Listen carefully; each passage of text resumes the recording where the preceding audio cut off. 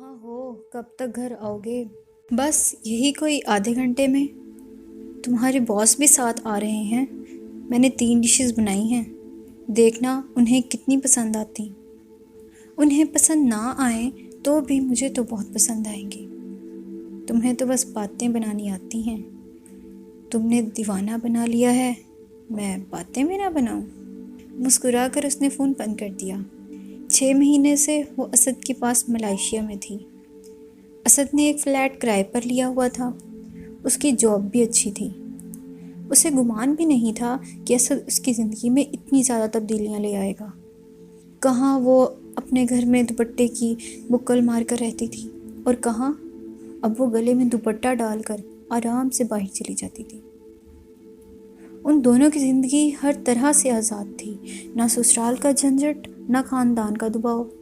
अलवीना को इस कंट्री की जो चीज़ सबसे ज़्यादा पसंद थी वो यहाँ की आज़ादी थी। यहाँ किसी को फ़र्क नहीं पड़ता था कि कोई क्या कर रहा है, वो कहाँ जा रहा है, किसके साथ जा रहा है। उनके साथ वाले फ्लैट में एक लड़की अकेली रहती थी। रात गए वापस आती थी, लेकिन किसी को फ़र्क नहीं पड़ता था कि वो रातों को क्यों बाहर रहती है। हम हमेशा यहीं रह लेंगे असद, एक दिन उसने असद से कहा। मैं भी यही सोच रहा हूँ। वैसे भी ये कंट्री बहुत सेफ है हमारे लिए। तुम अप्लाई करो ना, इतना आसान नहीं है। हो सकता है एक बार तुम्हें और मुझे वापस पाकिस्तान जाना पड़े। मैं मर कर भी पाकिस्तान नहीं जाऊँगी। हर वक्त धड़का लगा रहता है, कोई देख ना ले।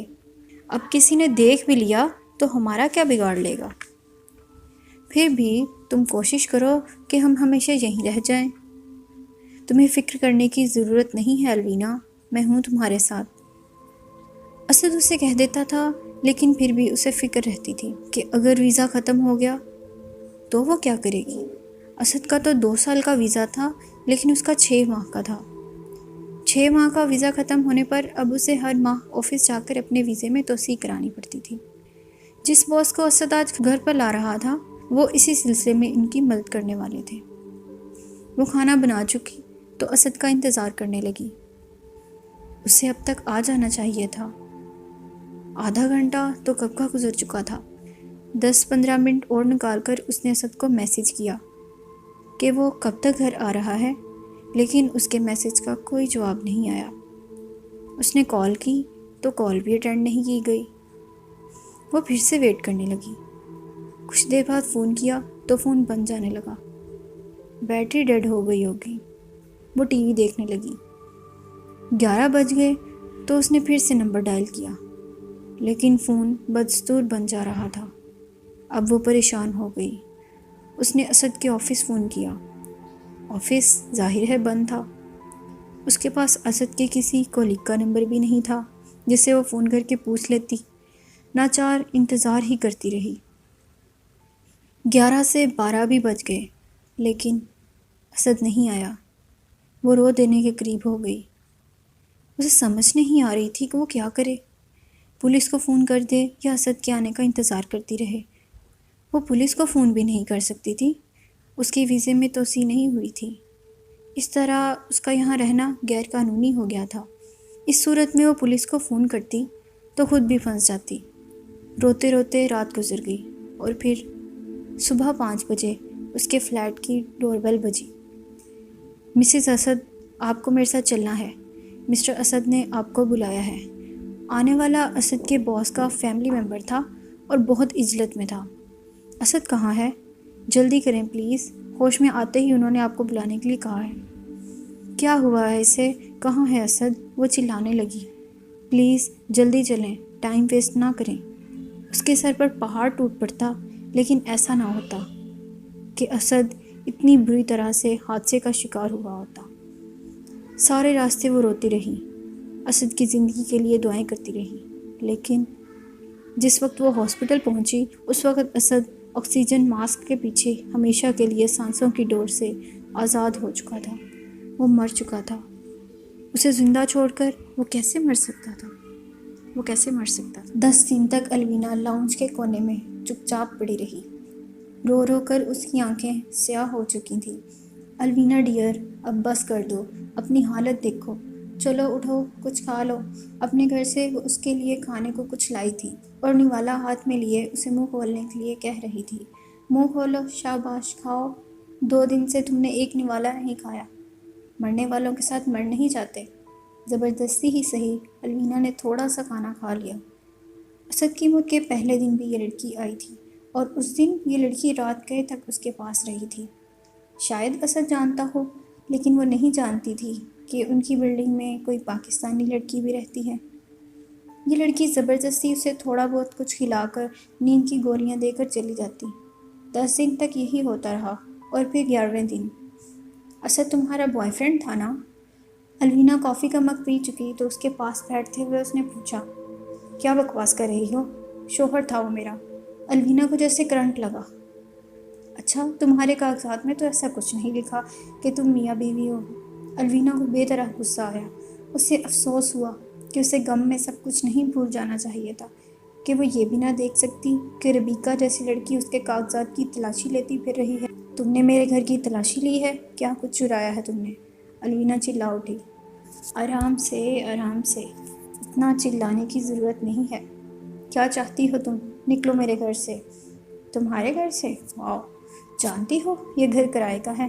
مالک مکان آیا تھا کرایہ لینے، وہ کرایہ میں نے دیا ہے۔ اپنے پیسے لو اور جاؤ یہاں سے۔ پیسے؟ وہ کہاں سے آئیں گے تمہارے پاس؟ تمہاری وارڈروب میں بمشکل 20 رنگٹ رکھے ہیں۔ اسد کا باس بقایا جات کا چیک دے کر گیا ہے جو 200 رنگٹ کا ہے۔ اس کا کہنا تھا کہ ہاسپٹل کا سارا بل اس نے پے کیا ہے، اب وہ اتنے ہی پیسے دے سکتا ہے۔ ان پیسوں کا تم کرایہ دو گی تو کھاؤ گی کہاں سے؟ الوینا دنگ اس کی شکل دیکھنے لگی۔ کون ہو تم؟ کیا چاہتی ہو؟ اس نے اس کے بالوں میں نرمی سے انگلیاں پھیری۔ خود کو فریش کرو الوینا، جاؤ جا کر شاور لو، ڈریس چینج کرو۔ میں تمہاری خیر خواہ ہوں، اب تمہارا اس دنیا میں ہے ہی کون سوائے میرے؟ کیا بکواس کر رہی ہو؟ کیوں اکیلی ہوں گی میں؟ شوہر مرا ہے میرا، میرے گھر والے نہیں۔ کون سے گھر والے؟ جنہیں تم چھوڑ کر اسد کے ساتھ بھاگ آئی تھی۔ الوینا کا رنگ سفید پڑ گیا۔ وہ یک ٹک اسے دیکھتی رہی۔ دیکھو، میں سب جانتی ہوں، تمہارے اور اسد کے نام سے میں نے پاکستان میں سب معلوم کروا لیا ہے۔ کیسے پتہ کروا لیا ہے تم نے؟ کیسے پتہ کروا لیا ہے یہ تم چھوڑ دو۔ میں نے تم سے کہا نا، میں تمہارے خیر خواہوں میں سے ہوں۔ تمہیں گھبرانے کی بالکل کوئی ضرورت نہیں، میں ہوں نا تمہارے ساتھ۔ الوینا کے اعصاب پوری طرح سے چٹکنے لگے۔ اس کا جی چاہا کہ وہ پوری قوت سے چینخیں مارے۔ یہ کیا ہو رہا ہے؟ کیوں ہو رہا ہے؟ وہ کہاں ہے؟ یہ عورت کون ہے؟ جاؤ جا کر فریش ہو جاؤ۔ تم میرے گھر سے نکلو، چلو نکلو۔ دیکھو الوینا ڈیئر، تمہارا ویزا ایکسٹینڈ نہیں ہوا۔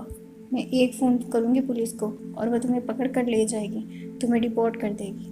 تھوڑی بہت طاقت جو الوینا کے وجود میں بچی تھی وہ بھی جاتی رہی۔ اٹھو اور جا کر فریش ہو جاؤ، اس پر اس نے چلا کر کہا۔ الوینا نے سہم کر اسے دیکھا تھا۔ 2 دن تک الوینا وہی کرتی رہی جو ربیکہ کہتی رہی، کے کہنے پر کھاتی رہی، سوتی رہی، چلتی پھرتی، بیٹھتی رہی۔ فلیٹ کی ایک چابی اس نے اپنے پاس رکھ لی تھی۔ وہ جب چاہے آ سکتی تھی، جا سکتی تھی۔ دوبارہ اس نے الوینا سے چلا کر بات نہیں کی تھی، اس کی ضرورت بھی نہیں رہی تھی۔ ایک دن وہ اسے ڈاکٹر کے پاس لے گئی۔ اس کی صحت بہت گر گئی تھی۔ اچھی طرح سے اس کا چیک اپ کرایا، ریگولر اسے میڈیسن اور اسپیشل فوڈ کھلاتی رہی۔ چند ہفتوں میں الوینا تھوڑی بہت بہتر ہو گئی تھی۔ اس دوران دوبارہ ان دونوں کے درمیان کوئی طلب کلامی نہیں ہوئی۔ اگلے مہینے کا کرایہ بھی ربیکہ نے دے دیا تھا۔ ایک بار اس نے کہا کہ وہ اس کے فلیٹ میں چل کر رہ لے، لیکن الوینا نے انکار کر دیا۔ اس نے دوبارہ نہیں کہا تھا۔ اسد کو مرے ہوئے 1.5 مہینہ ہو گیا تھا جب ربیکہ اسے اپنے ساتھ شاپنگ پر لے کر گئی۔ اسے نئے کپڑے، جوتے، بیگ، جیولری لے کر دیے اور پھر ایک پارٹی میں لے گئی۔ گھر واپسی پر الوینا نے صرف اتنا کہا، مجھے دوبارہ کبھی ایسی جگہ لے کر نہ جانا، نہ ہی میں چاہوں گی۔ ربیکہ نے گردن موڑ کر اسے دیکھا اور مسکرا دی۔ تم تھک گئی ہو، ریسٹ کرو، صبح ملاقات ہوگی۔ تم یہاں اس فلیٹ میں کس کے انتظار میں بیٹھی ہو؟ اگلے دن ربیکہ اس کے سامنے صوفے پر ٹانگ رکھے بیٹھی اس سے پوچھ رہی تھی۔ مجھے تمہیں جواب دینے کی ضرورت نہیں ہے ربیکہ، تم نے میرے لیے کافی کچھ کیا ہے، اس کے لیے شکریہ۔ وہ قہقہا لگا کر دیر تک ہنستی رہی۔ تمہیں کیا لگتا ہے یہ سب میں نے جذبہ خدمت خلق کے تحت کیا ہے؟ مجھے جو بھی لگتا ہے وہ مجھے تمہیں بتانے کی ضرورت نہیں ہے۔ تم اب مجھ سے نہ ملا کرو۔ اوہو، تو تم کیا کرو گی؟ اس گھر کا کرایہ، کھانا پینا، یہ سب تم کیسے کرو گی؟ میں کوئی جاب کر لوں گی۔ جاب تب کرو گی جب یہاں کا ویزا تمہارے پاس ہوگا، اس کا بھی میں کچھ کر لوں گی۔ تم غیر قانونی طور پر یہاں 4 ماہ سے رہ رہی ہو، تمہیں کیا لگتا ہے اب وہ تمہیں ویزا دیں گے؟ وہ تمہیں ڈیپورٹ کریں گے۔ ٹھیک ہے، کر دیں ڈیپورٹ۔ تم خوبصورت تو ہو لیکن سمجھدار نہیں، تمہیں بھی مجھے سمجھ دینے کی ضرورت نہیں ہے۔ اس نے ایک اور قہقہا لگایا۔ تم اتنی جذباتی کیوں ہو رہی ہو، جیسے پرانی فلموں کی ہیروئنز ہوا کرتی تھیں؟ تم اگر پولیس کو فون کرنا چاہتی ہو تو کر دو، لیکن اب یہاں سے چلی جاؤ۔ انٹرسٹنگ، اور کیا چاہتی ہو تم کہ میں کروں؟ الوینا نے سخت نظروں سے ربیکا کو دیکھا۔ دفع ہو جاؤ یہاں سے۔ ربیکا کا قہقہا دیر تک فلیٹ میں گونجتا رہا۔ تمہیں کیا لگتا ہے الوینا، تم کسی فلم کی ہیروئن ہو؟ پہلے تم نے ایک ہیرو سے محبت کی، پھر تم اس ہیرو کے ساتھ بھاگ آئی، پھر تم اس ہیرو کے ساتھ بھاگ آئی، تم دونوں یہاں آ گئے اور یہاں اپنی جنت بسا لی۔ اب وہ مر چکا ہے تو تمہاری زندگی میں دوسرا ہیرو آ جائے گا اور تم ایک دوسری جنت بسا لو گی۔ ایسے سوچتی ہو تم؟ ہاں ہاں، تم بیوہ نہیں ہوئی الوینا میڈم، تم اکیلی ہوئی ہو۔ تم یہاں اپنے بوائے فرینڈ کے ساتھ رہتی تھی، اپنے ہیرو کے ساتھ نہیں۔ شوہر تھا وہ میرا، شوہر تھا بھی تو اب نہیں رہا وہ۔ بہرحال میرے گھر کے دروازے تم پر کھلے ہیں اور تم نے جانا ہی کہاں ہے۔ اٹھو اور خود کو آئینے میں دیکھو، اپنے حسن کو پہچانو، اپنی ورت کا اندازہ کرو بیوقوف لڑکی۔ دیکھتی نہیں ہو خود کو کہ کیا ہو تم؟ دیکھو خود کو، جانو خود کو۔ زیادہ کچھ نہیں کرنا ہوگا تمہیں الوینا، ٹرسٹ می۔ دفع ہو جاؤ یہاں سے۔ سنو میری بات، خاموشی سے سنو۔ تم کسی خوابی دنیا میں رہ رہی ہو۔ تمہیں لگتا ہے کہ تم کسی طرح سے یہاں کا ویزا حاصل کر لو گی۔ ایسا ہوگا ہی نہیں، کسی صورت نہیں۔ یہ لوگ تمہیں ڈیپورٹ کر دیں گے۔ جانتی ہو ڈیپورٹ ہونے کا مطلب؟ جانتی ہو؟ چلو میں تمہیں بتاتی ہوں۔ یہ لوگ تمہیں ڈیپورٹ کر دیں گے۔ جانتی ہو ڈیپورٹ ہونے کا مطلب؟ جانتی ہو؟ چلو میں تمہیں بتاتی ہوں۔ یہ لوگ تم پر جو خرچ کریں گے وہ پاکستان سے لیں گے۔ پاکستانی آفس اس خرچ کو کیسے بھرے گا، کیا یہ بھی بتاؤں تمہیں؟ اچھا چلو سنو، تم سے اس خرچ کو تم پورا کرو گی۔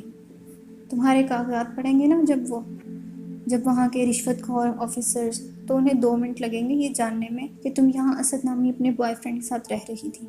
پھر وہاں سے تمہارا کوئی گھر والا تمہیں لینے نہیں آئے گا، نہ ہی پوچھنے، اور تمہارے اخراجات چکانے۔ کون چکائے گا یہ سب؟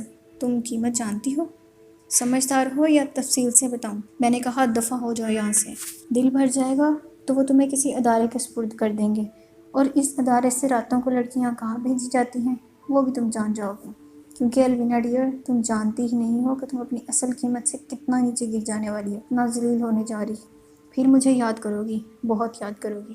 اب تم یہاں سے چلی جاؤ، تمہیں میری ضرورت پڑنے والی ہے الوینا، صرف میری۔ دوبارہ نہ آنا یہاں۔ 2 دن بعد میری واپسی کی فلائٹ ہے، میں ہیڈ ہوں سب کی۔ 10 لڑکیاں آئی تھیں میرے ساتھ، کلائنٹس پاکستان سے ہی فکسڈ ہوتے ہیں۔ اس سے تم کوئی 3rd کلاس لوکل کال نہ سمجھنا، میں ہر کسی کو گھاس نہیں ڈالتی۔ دفع ہو جاؤ یہاں سے۔ جاؤ اور جا کر پولیس کو فون کر دو۔ فون میں نہیں، تم کرو گی، وہ بھی مجھے۔ ہنس کر وہ چلی گئی۔